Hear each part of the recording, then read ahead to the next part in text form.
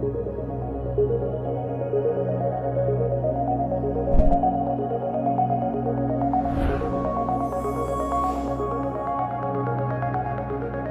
carte est la plus incomprise, la plus mal interprétée, la plus incorrectement interprétée de toutes les écoles et traditions du tarot. Elle est souvent accusée d'être liée au diable. Elle inspire la terreur.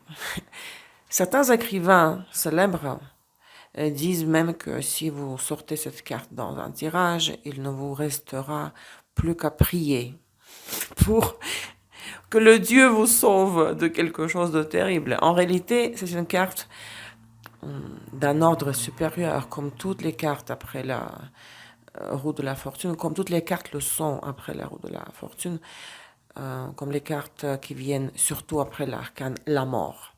Elles sont toutes très profondes. Deuxième cycle, appartenant au deuxième cycle des arcanes majeurs. Si une personne voit Saturne uniquement de manière négative, ça sera une projection de sa propre perception. Cela signifie que parmi la riche variété d'énergie au pluriel de cette planète sacrée, la plus élevée de toutes, les astrologues ne voient que les aspects les plus sombres. Toutes les autres énergies de Saturne sont bloquées pour eux, pour ces gens-là, pour les astrologues qui parlent mal de Saturne. Leur conscience est fermée à ces énergies positive, constructive, supérieure de Saturne. Pourquoi Saturne est-il une planète sacrée, suprême? Parce que c'est la dernière planète du septennat, personnifiant les frontières physiques de la vie, de notre corps. C'est lui qui nous introduit à la vie. C'est lui qui permet à l'âme de s'incarner dans un corps et c'est lui qui nous accompagne au moment du départ, au moment de la séparation de l'âme du corps physique. C'est la pression, la nature et son immense force, la vision, le plaisir, la fermentation, la condensation, la matière, l'inconscient, la sauvagerie, la fondation, l'immense énergie, l'énergie créatrice, le plaisir de tout, la sexualité, l'origine animale, les instincts, le dépassement des règles et des limites, les ressources dans toutes ses formes, le potentiel. Le diable nous enseigne à comprendre que le monde entier est ambivalent, que tout est composé de ces paires d'opposés qui se sont unis en nous dans l'arcane précédant la tempérance, ont fusionné. Les opposés se sont unis, ont fusionné et nous en tirons maintenant une ressource. Nous faisons extraction d'une ressource. Le monde est binaire, double, ambivalent. Ici, le diable nous apprend à séparer, à différencier, à distinguer, à nous détacher de tout système orthodoxe, de tout dogme qui définit le bien et le mal, la lumière et les ténèbres. Le diable nous montre une toute autre facette de l'existence, cet état où il n'y a plus aucune séparation, division, distinction. Rappelez-vous que dans la mythologie, Jupiter a été le premier à donner des lois aux hommes. Avant Jupiter, il n'y avait pas de notion de bien et de mal. C'est pourquoi le diable n'est pas simplement une autre facette de Dieu, il est en fait Dieu dans tout son potentiel, ou la partie inconnue de Dieu, ou encore Dieu inconscient, comme l'a écrit Jung. Les yeux au niveau du ventre ainsi que sur les genoux symbolisent l'omniscience, la clairvoyance, la compréhension, la connaissance. La langue tirée est le symbole d'extase de la vie, l'extase de la frénésie, l'emballement, l'exaltation. Je vous rappelle que Mars exalte en Capricorne.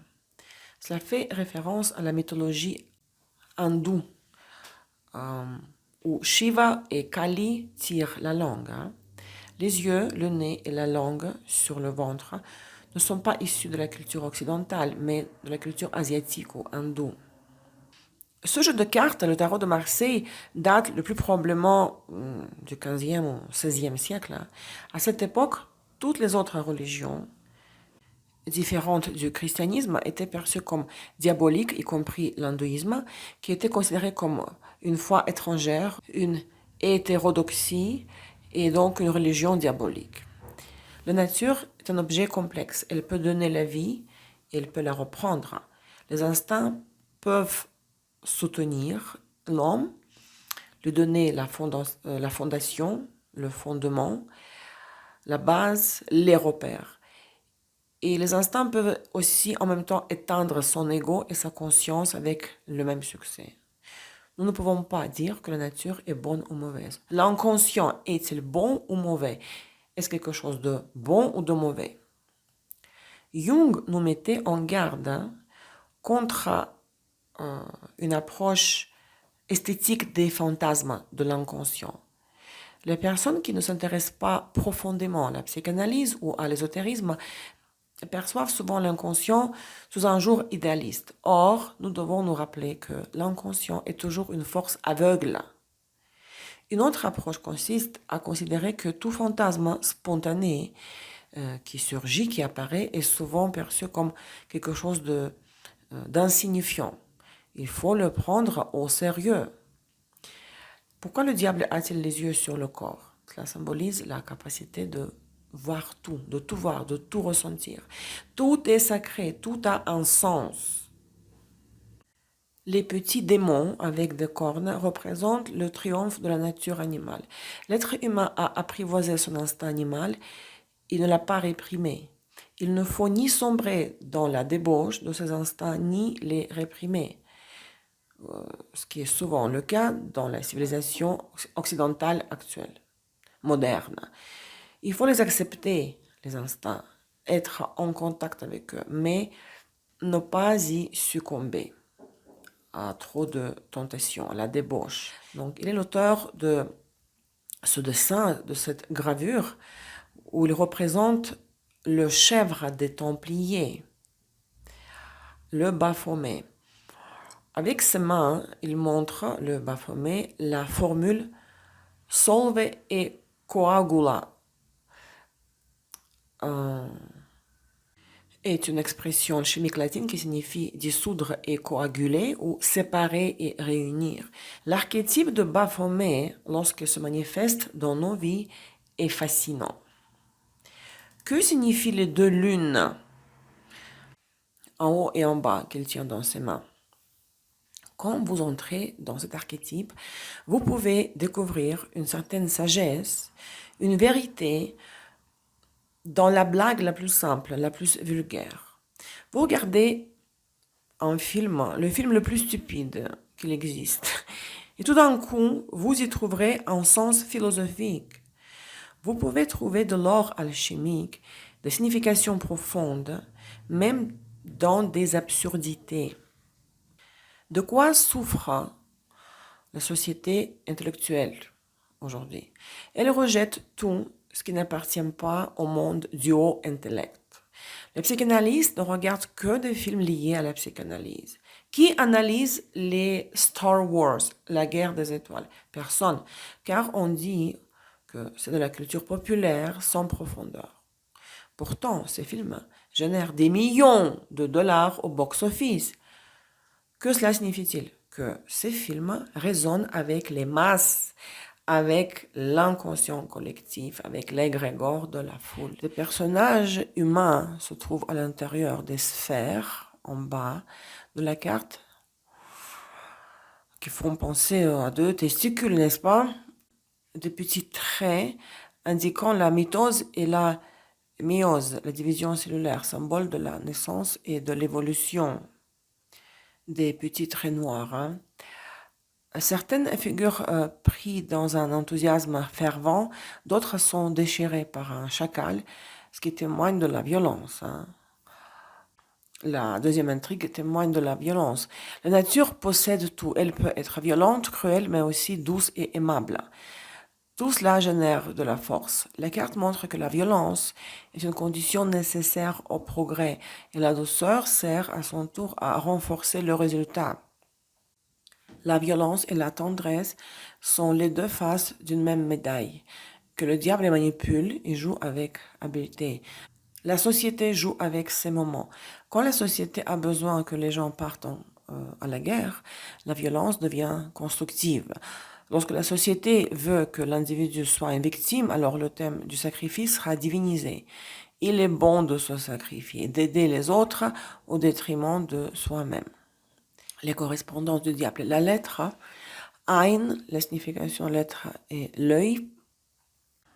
Dans tout jeu de tarot, surtout dans celui de Marseille, nous trouvons plusieurs yeux, paires de yeux, sur différentes parties du corps.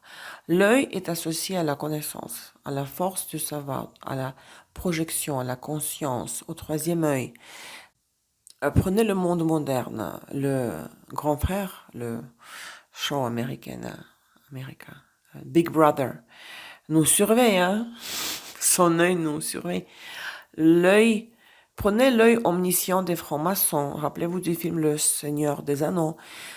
Tout cela évoque la théorie du complot des francs-maçons et des reptiliens aussi. Il s'agit de la projection de l'ombre collective sur certains groupes de gens, ce qui permet aux individus de se décharger de leurs responsabilités. S'ils insistent que tout ce qui se passe dans leur vie, dans la société dans laquelle ils habitent, c'est le résultat du complot des francs-maçons et des reptiliens. Lorsque cela se produit, la société devient infantile. L'arôme, le musc, à quoi est-il associé? Aux phéromones, aux organes génitaux des animaux. La noix de musc entre souvent, très souvent, dans la composition des parfums les plus chers, luxueux. Toute connaissance pose de nouveaux défis à l'esprit, tout comme chacune de nos actions entraîne une réaction dans l'environnement. Mais ne pas agir, c'est de ne pas vivre. Le serpent biblique, connu sous le nom de diable, a réveillé les humains du sommeil et de la mort. L'image du diable incarne le choix de l'homme entre la vie et la mort. Ce choix peut se manifester à travers une maladie prolongée, une dépression ou une déception face aux idéaux. Toutefois, la carte peut indiquer l'acceptation par l'homme de la responsabilité de sa vie, symboliser son endurance, son sang-froid et son autodiscipline, qui sont les contreparties de sa capacité à se détendre et à profiter de la vie et des plaisirs de la vie. Le diable est l'éternel opposant à la domination d'un seul principe, celui du monothéisme, inhérent aux adeptes du système de foi abstraite. Ainsi, la carte symbolise Satan et peut, dans un contexte spécifique, représenter des changements révolutionnaires dans la culture ou la société. La quête de la connaissance pousse les courageux dans l'abîme où ils découvrent le feu de l'enfer qui alimente l'univers tout entier. S'abreuvant à cette source de puissance, le courageux devient une étoile heureuse. Allons-nous choisir le courage du premier pas, suivi des plaisirs terrestres, ou une existence d'esclave face à la mort? Les relations personnelles dans le positif, l'argent, la matière, le sexe viennent en première place, ainsi que le plaisir du corps, le côté matériel des relations, des expérimentations, de nouvelles expériences, une relation solide dans le positif et dans le négatif. La dépendance, la femme s'accroche à l'argent du partenaire ou elle est dépendante sexuellement de son mari. Il y a beaucoup d'incertitudes dans la relation, mais cela ne dérange pas les partenaires. Un plaisir simple et primitif, mais tellement nécessaire pour le corps, sans grande philosophie. Dans le tirage, le conseil donné par la carte serait le suivant.